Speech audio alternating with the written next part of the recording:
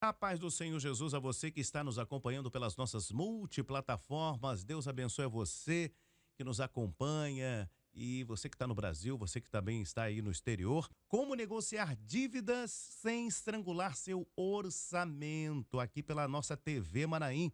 E está começando mais um episódio especial da série Sabedoria Financeira. Liberte-se do caos aqui pela nossa TV Manaim. E hoje nós vamos tratar de um assunto sensível, mas necessário, tá? Necessário. Como negociar suas dívidas com instituições financeiras de forma inteligente e equilibrada, sem comprometer o sustento aí da sua casa. Estão comigo aqui mais uma vez os nossos irmãos e especialistas, Vinícius Lima Leão e Moisés Brasil Coser. Meus amigos, sejam bem-vindos à paz do Senhor Jesus. Amém, Jorge. Amém, Vinícius. A todos a paz do Senhor Jesus, aos nossos queridos ouvintes. Seja bem-vindo ao nosso programa. Pai do Senhor Jorge, Pai do Senhor Moisés, Pai do Senhor a todos, né? Que nós possamos aqui com sabedoria discutir e encontrar soluções para essa questão tão delicada, né? É verdade. Olha, você pode também compartilhar o nosso link, compartilhe o nosso link para que muitas pessoas sejam alcançadas, instruídas. Nós estamos aqui aprendendo cada vez mais sobre a nossa vida financeira. Vinícius, quero aproveitar que você foi o último aqui, está cumprimentando, o microfone já está contigo, a câmera já está com você aí. Nós vamos fazer o seguinte, Vinícius, endividar-se é sempre pecado, Vinícius? Ou pode ser resultado de circunstâncias fora do controle da pessoa? Pai do Senhor, né? Estar endividado não é pecado, né? Há várias circunstâncias que podem se levar ao endividamento. Doenças, desempregos, imprevistos.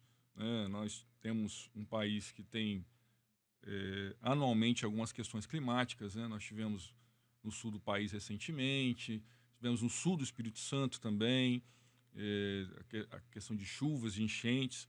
Então, há várias circunstâncias e você sabe estar preparado, né? Ter reserva para todas elas, mas a gente sabe que nem sempre é possível.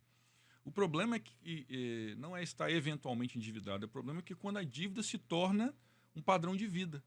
Né? Quando eu entendo que eu posso usar o limite do cheque especial à vontade, o cartão de crédito, e depois eu vejo, isso aí é que se torna realmente perigoso.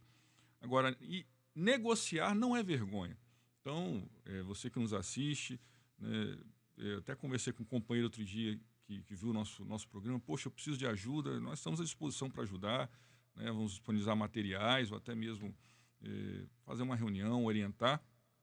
Mas a primeira coisa que nós temos que entender é que estar nesse momento de dívida, de estrangulamento financeiro, não pode ser abatimento. A pessoa tem que levantar a cabeça, fazer o dever de casa, como nós todos vemos passando aqui, né, Moisés? Várias dicas e cortar na carne, medir o orçamento, ver aonde que está saindo o dinheiro e se organizar, tá? E o primeiro passo para negociar isso é você medir, ver o quanto que você tem de fluxo para poder organizar o seu orçamento. Até eu deixar um texto aqui, Provérbios 22, versículo 3, diz assim: o avisado vê o mal e esconde-se, mas os simples passam e sofrem a pena.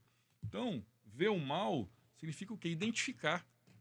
Você primeiro precisa identificar aonde que está a causa do seu endividamento, aonde que está indo o dinheiro e agir. Então, não é momento de abater, o que eu vou fazer? Não, cheguei nessa situação, vou agora ver para depois sair a negociar. Isso aí, Vinícius. E detalhe que isso pode acontecer com todo mundo, né? Exato. Todos nós somos nessa situação de se endividar. Devido à situação que, às vezes, o mercado passa, mas o importante é isso aí, é saber colocar, vamos dizer assim, o pé no chão, né? Orar ao Senhor, buscar a direção do Senhor com sabedoria, sentar e renegociar a dívida, seja ela com o banco, seja ela com uma financeira qualquer, ou com alguém que pegou emprestado, né? Saber se posicionar espiritualmente com sabedoria nessa hora. Agora, Moisés, a pessoa está lá vendo aquela dívida, está vendo a dívida cada vez mais crescendo e a pessoa está ignorando aquela dívida. O que acontece com essa pessoa que ignora a dívida, deixa estourar e o problema só está avançando, só está acontecendo? Exatamente, Jorge. A dívida vai crescendo, né? Vira uma bola de neve. Então, se ignorar ela, vira uma bola de neve, né?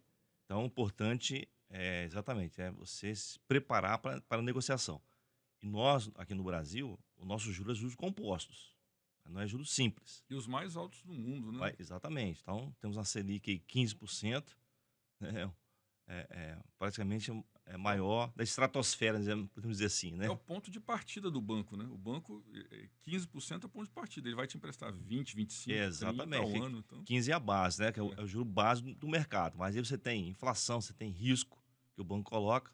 Então, estamos falando aí de mais de 20% de juros ao ano, né? Então, é meio pesado. Então, é juros compostos, é juros sobre juros. Então, só vai crescendo, vira uma bola de neve. Então, por isso é importante, com sabedoria, chamar os credores, sentar. Hoje existem formas que você entra no site do governo, né, que você consegue negociar com juros mais barato, descontando, né, às vezes, até o próprio juros, e reparcelar em condições que você consiga, né, honrar a prestação mensal. Aproveitando a resposta do pastor Moisés, até o tema do nosso programa é negociando dívidas com instituições financeiras. É um cuidado que nós devemos deixar para quem nos assiste, evitar ao máximo pegar dinheiro com pessoa física, né? Por quê?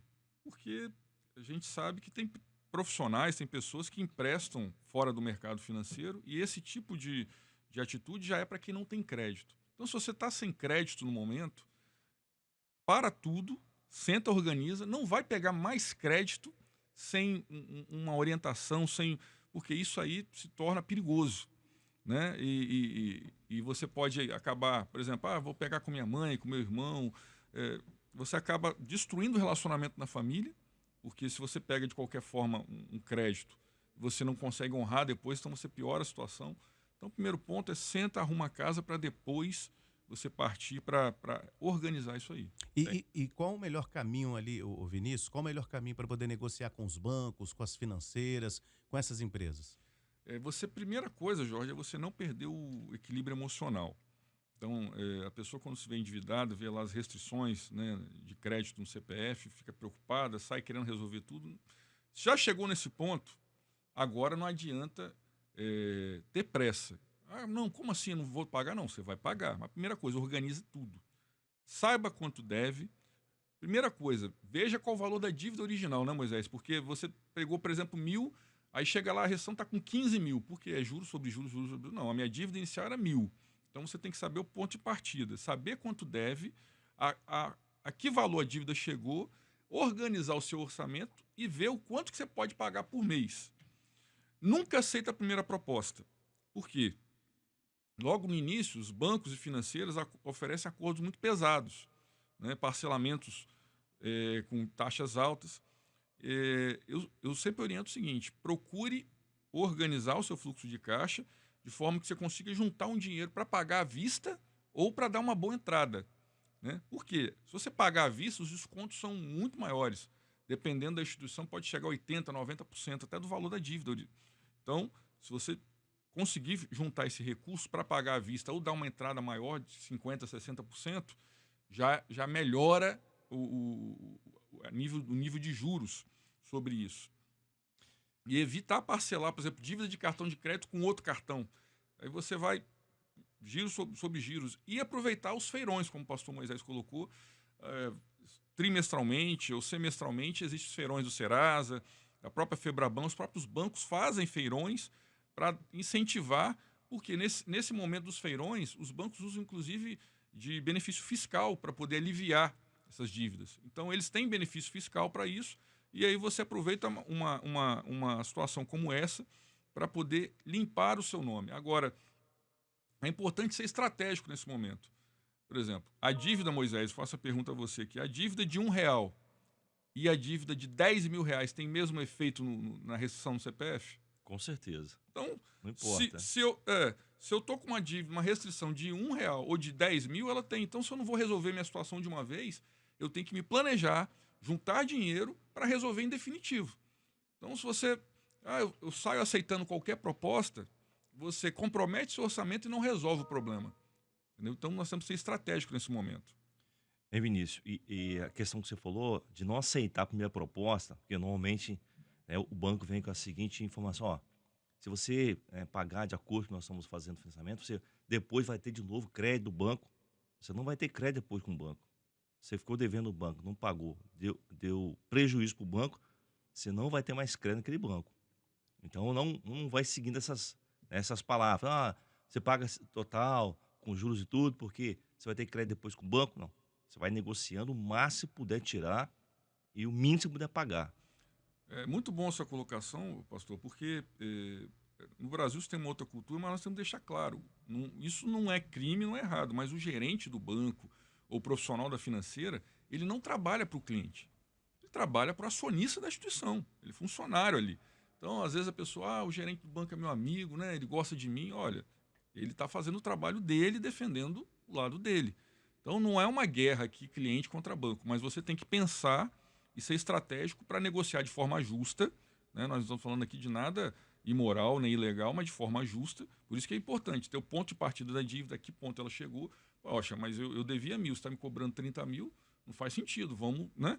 Vamos negociar, realmente eu me apertei, mas pagar o que é justo dentro do que é. Tanto que existem ações, inclusive, para revisão de dívida, né? Às vezes não é necessário chegar nesse ponto de uma ação judicial, mas uma boa negociação evita problemas financeiros maiores.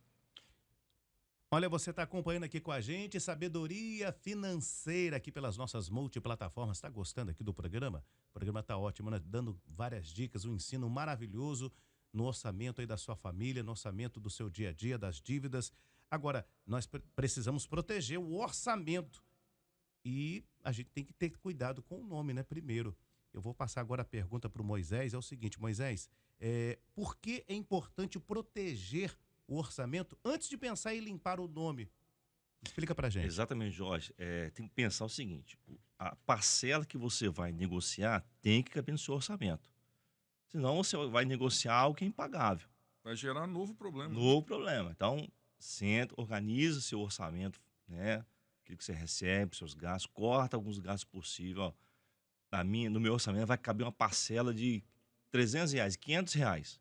Então você vai para a negociação sabendo que o máximo que você pode pagar da parcela é R$ 500. E vai para a negociação. Chega, negocia. Chega para o gerente, ó, eu só posso pagar R$ 400, sabendo que seu limite é 500. E o gerente vai tentar, né, encaixar ali, né, essa parcela para você não se complicar mais ainda.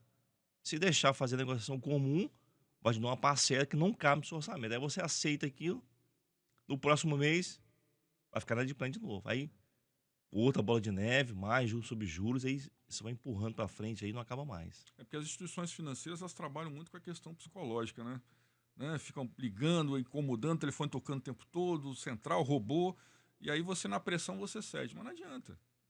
Como o pastor bem colocou, vê o que cabe e vê o total, por exemplo, 12 de 400, poxa, vai dar 4.800. É compatível com a dívida que eu tinha inicialmente? Não, então não aceita. Tem que fazer conta, né? E não é muito complicado. Hoje você dá um Google, você coloca lá cálculo de HP e calculador financeiro, ela vai fazer para você e você vai ver exato quanto você está pagando. Isso.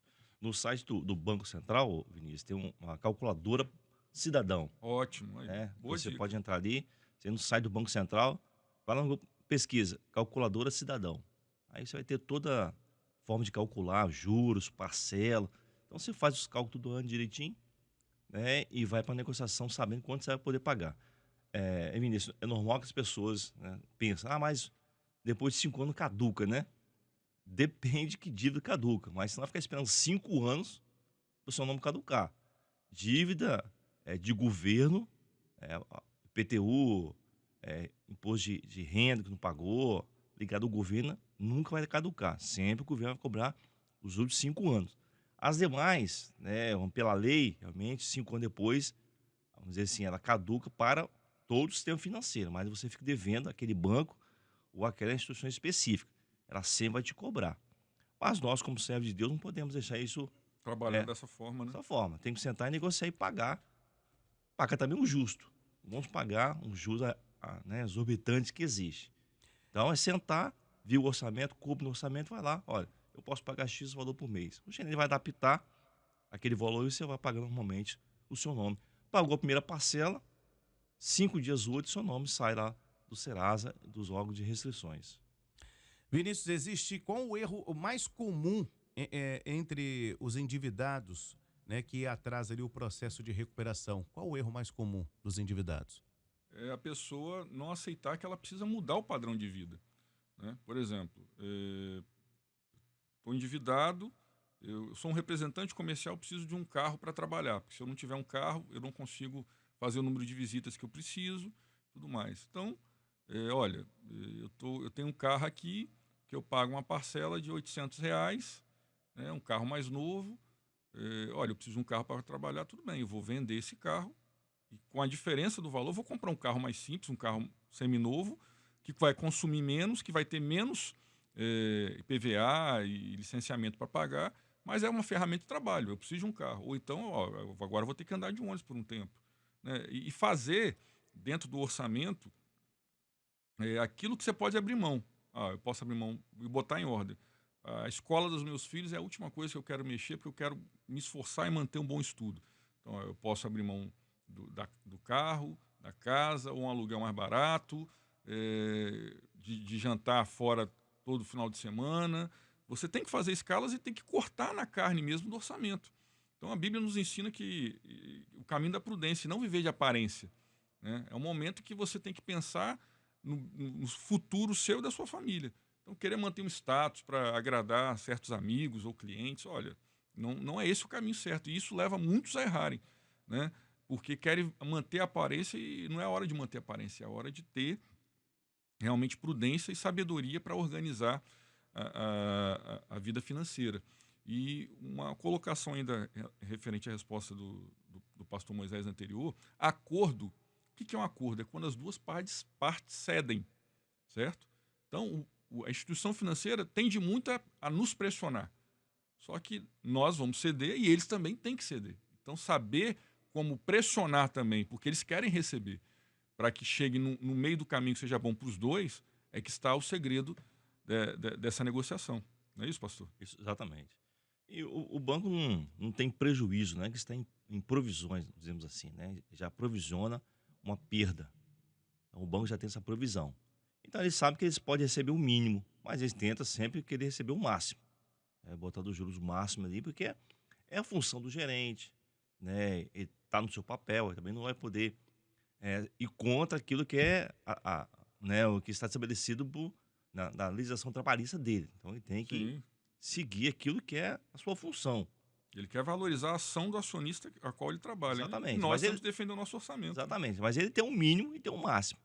E nós já vamos lá com um valor pré-estabelecido. Esse é o meu valor máximo que eu posso pagar, porque cabe no meu orçamento. Muito bem, hoje aprendemos que a dívida não pode nos paralisar, mas também não pode nos dominar. Com sabedoria, estratégia e fé, é possível reorganizar a vida financeira, proteger o sustento do lar e, é claro, no tempo certo, e retomar o caminho aí da prosperidade. Que Deus possa te dar muita prosperidade na sua caminhada, na sua vida espiritual e, é claro, também nos seus bens materiais. Que Deus possa abrir as portas para você. Negociar não é se humilhar, é ser prudente. Reconhecer a realidade e agir com equilíbrio é o primeiro passo para a restauração. Queremos desejar a todos a paz do Senhor Jesus e até o próximo episódio aqui do programa Sabedoria Financeira. E olha só, compartilhe o nosso link, hein? Compartilhe o nosso link. Você que está no YouTube, faça a sua inscrição, clique em curtir. Gostou aqui deste episódio? Então clique em curtir, compartilhe o nosso link. O algoritmo ele vai entender que este conteúdo ele é muito importante, ele é relevante. Isso é muito importante também. Então faça isso, compartilhe o link aí para os seus amigos, para aquela pessoa que você está vendo que está passando um momento difícil também na área financeira. Então nos ajude aí também. E é claro, querendo ou não, você vai poder nos ajudar a evangelizar. Estamos evangelizando, estamos levando a palavra de Deus para as famílias, para os lares. Meus amigos, Deus abençoe, a paz do Senhor Jesus, meu querido Moisés, Vinícius, e até a próxima, hein? Pai do Senhor Amém. Jesus. Amém. A paz do Senhor Jesus. Rádio e TV Manaim, juntas anunciando o Evangelho Eterno.